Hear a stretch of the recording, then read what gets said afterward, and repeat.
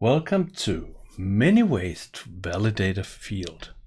Hey, I'm Eric, and a question that I have received a lot over the last couple of decades is how should I validate something? Where should I validate something? And with Business Central, we have a lot of options.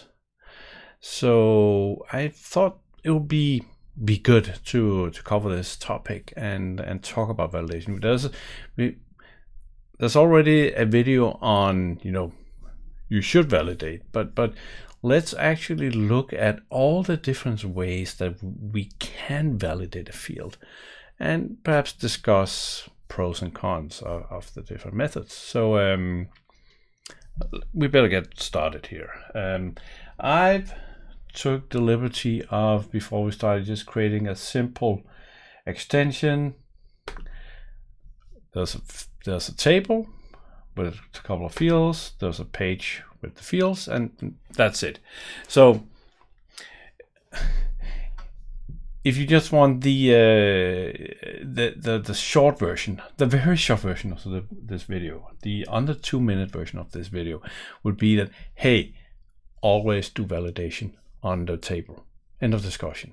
If you're not validating from the table, you're probably doing something wrong. And every time you're deciding not to validate on the table, it's some sort of exception that justifies that you're not validating on the table. So, rule of thumb is that whenever we want to validate something, we validate on the table. So, and then I open the page, and that's really bad. So let me open the table and add a onValidate trigger to my field here. And we'll just do a message, say onValidate table trigger.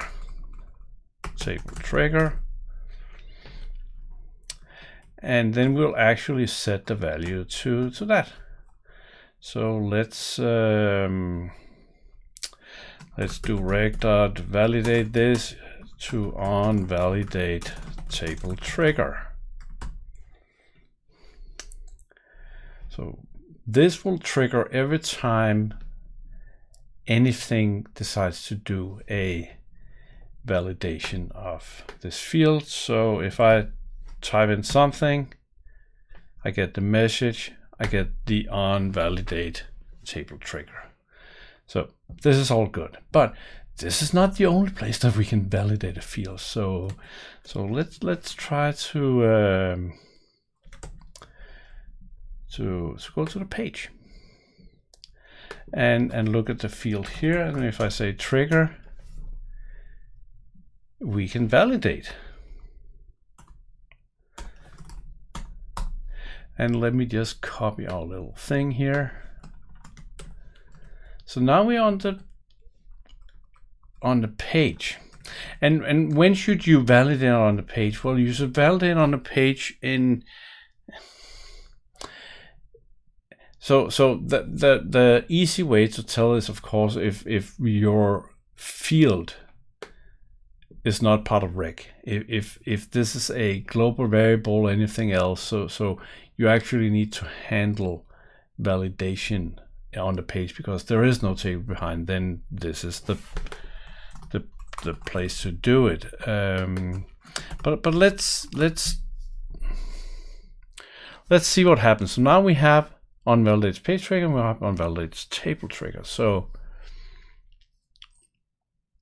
let's see what happens now. So I will put something in here. onValidate table trigger, onValidate page trigger. So we have the option of, you see that now the page trigger 1. So we have the option of, in a special case on this page, we want to do something more, something that's specific to the UI that we're in, that we want to trigger off validation. But we're not done yet. We're not done yet, because we could actually, what if we added a code unit here? So we'll do code unit, validate events, let's call the debugger. So let's create an event subscriber. And we can subscribe to the table, so it's a database, and it's the one called validate table. And what can we do here? Let's see what we can do. Aha, so now we have two. So let's try on before validate, and then we can, let's see what we have in element. We have our field. And we all say skip on arrow, skip on license. So what do we get of parameters? Well, we get a rec, we get an xrec, and we get a current field number if we are interested in that. So current field number is a way to, if you have a field that is get validated and you validate by code and thereby triggering validation somewhere else, you can actually see where this whole thing started, so you can avoid circular validation and stuff like that. We're not interested in that at this point. Let's see what we have. Haha, see, we still got this. So now we are on before validate event, right? On the table, that is right. So on before validate event. And how about we actually, no, let's copy this guy and change this to on after validate. So this is on the table level right now. So now we have 4. So let's run this and see what happens.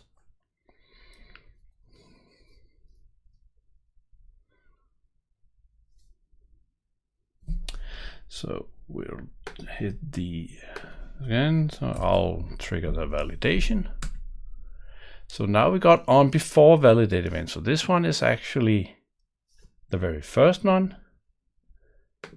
We got the table trigger. We got on after validate event trigger, and we got our page trigger. So that kind of made sense. Can we? Let's see if we can go even further. Wow. Event subscriber on a page. I can't remember what events we do on page. Let's see if we can get to this field from the page. Validate test. Let's see what we have here. We have on before validate. Let's see if it's the exact same thing. So on before validate this, comma true, comma true. We got the exact same thing here, but not a field number. So let's do number 3 and grab yet another one here. On before validate event page, and then, you know, let's just do the last one, the after.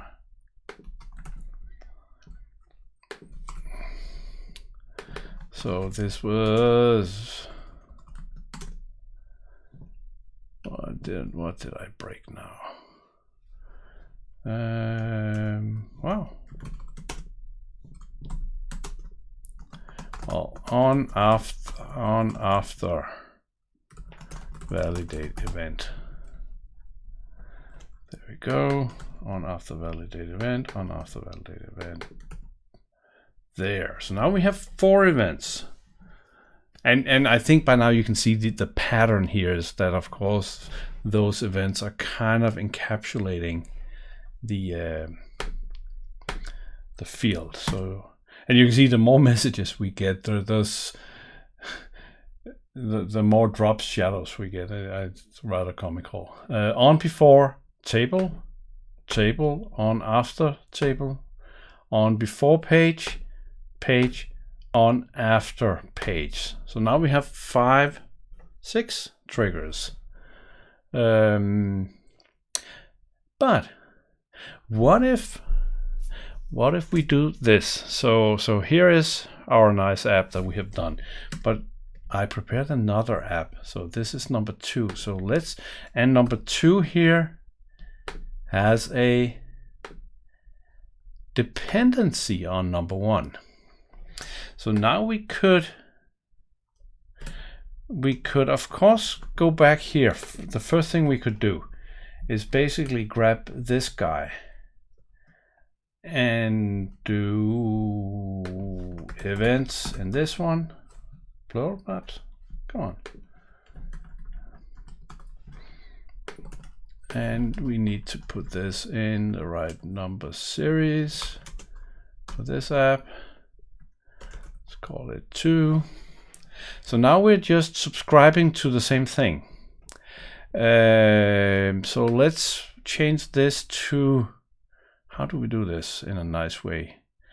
If we do find trigger quote and then change that into trigger app2 quote. How about that? That should work. Okay, so now we need to deploy this app. Oh, and now, let me actually, let me actually do something in here in the second app. We're just gonna cheat because that's how we roll, and see that in the first app, I'm sorry if I'm switching screens too quickly. I can easily have a startup object that's not necessarily part of the app I'm actually deploying. So I'm just say that my startup object is actually the page from app 1, now that we're in app number 2.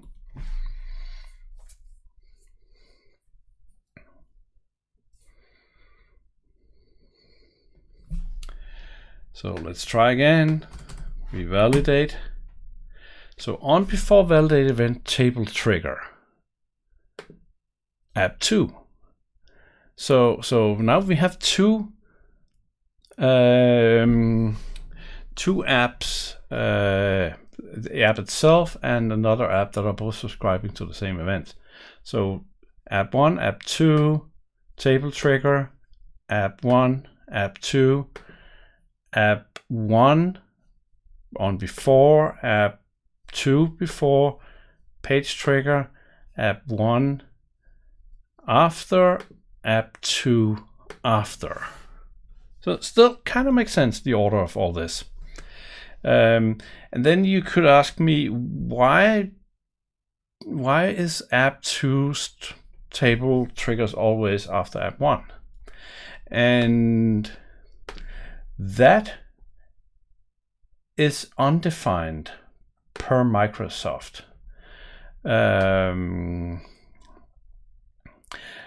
But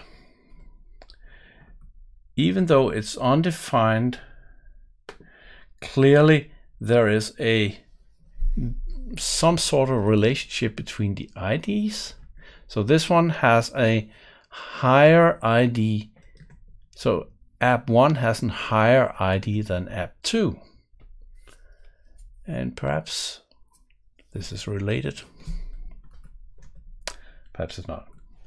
Anyway, but let's find app number 2 and say, but hang on, there's one more way we can actually add validation in this one. Actually, there's 2 ways, but let's start with the first one and say, okay, so now we will create a table extension.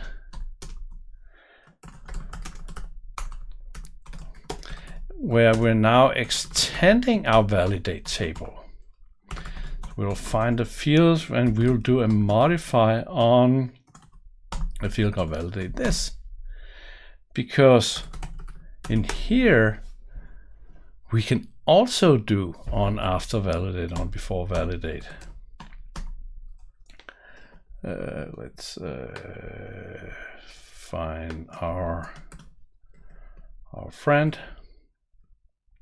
So this is I did after first. Sorry, on after validate table extension.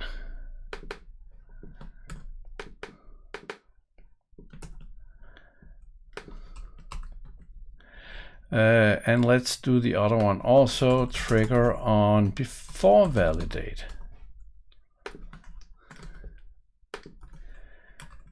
So now we have these two. Let's kill the debugger on this one and get into. So this is the time of the video. We are 15 minutes in, so this is time where you place your bets. Where in the sequence are these two gonna show up? I'm not sure, but you have until now, I guess.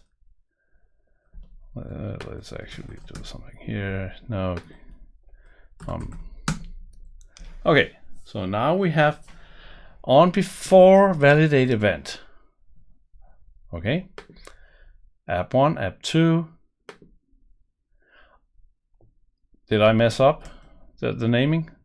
I did that. Oh yeah, sorry. Let's kill this guy and try again. That was my bad. You know, all good bugs are done by copy paste. That's just how it is. Okay, now we're going. This is it.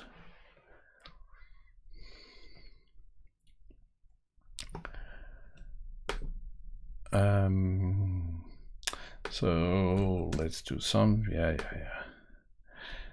Here, boom. So on before validate event, app1. On before validate event, app2. On before validate table extension trigger. 3, table, 4. On after table extension, 5. App1, 6, app2, 7. On before validate event page, app1, app2, the page, that was 10 events, 10 validates, app1, app2. So I guess the only thing so that was 12 validates on a single field. That's pretty good. But what if we just do it here, because we're at this point in the video I'm getting lazy. So page extension,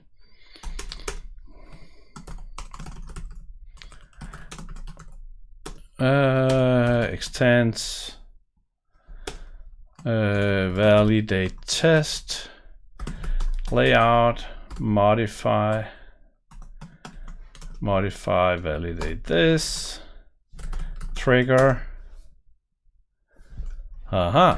So we got the same on before validate. Let's no, we can just copy paste this at this point. So this is page extension. Page extension, page and page, and it's really annoying to have before, after. Anyway, before, after, before, something like that. On, after, on, after, on, after, on, before, on, before, on, before. Page extension, page extension, page extension. Okay. So can we make it 14 validations of a single field? I think we can. And I guess at this point we can see that extension object seems to be tighter to the raw action than events. So on before app1, on before app2, table trigger. What did I say? That was extension. table trigger, extension out, oops, app 1 out, app 2 out. So that was 7 pure table based triggers. Then we have on before app page 1, on before page 2 events, on before page extension 10, the actual page trigger, after page extension, after event app 1, after event app 2. So that was 14 validates on the same field from 2 apps. And you can see how they're kind of laying out. And so which one should you use? Well, I tend to use, for any business logic, table extension is the table field validation. So let's go back here for a second before I completely confuse everybody, especially myself. So, as I started the video saying that, hey, this is the one to use. The other 13, well, if you're in a extension scenario, so in this case, I would clearly do this. And now I'm showing on screen. Wow, that's very clever, Erik. I would do this if you're in a table extension way. So if you're validating within your own app, of course you validate on the field. If you're validating based on something else, you're using you should use a table extension and modify the field. Events are coming outside, and so the only thing that would be actually okay. So I know I'm already 22 minutes in. So what would happen? So if I do a new page here, I do so this is pure bonus content. Now I'm sorry. If you are ready to go to sleep, go to sleep. I'm just going to make a third app so we can have 2 table extension. AL Go, projects, YouTube, validate 3. This guy, I'm going to do this very, very, very, very fast. I own server called BC19. And I'm totally going to steal stuff from this guy. We need the dependencies here to validate 3. Instead of this guy, we're gonna do this. Let's get symbols.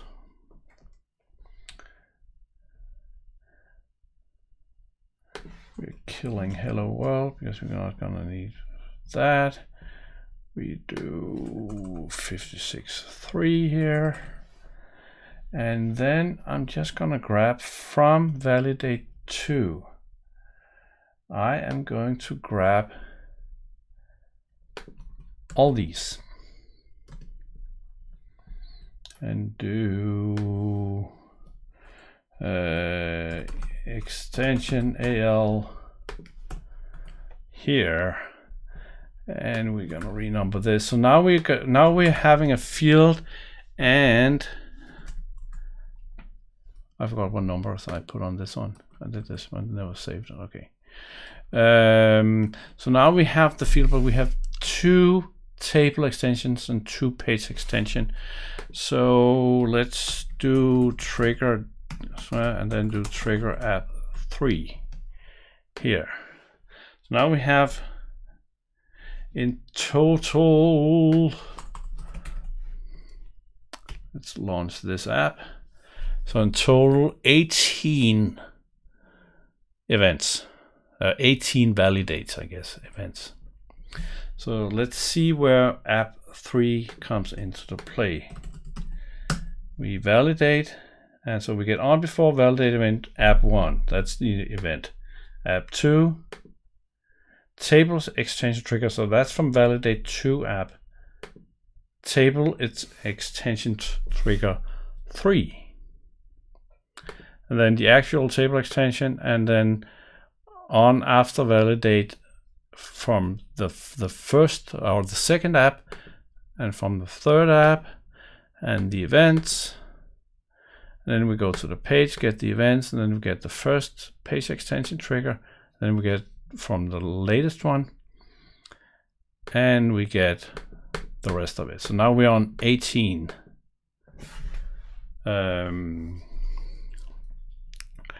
So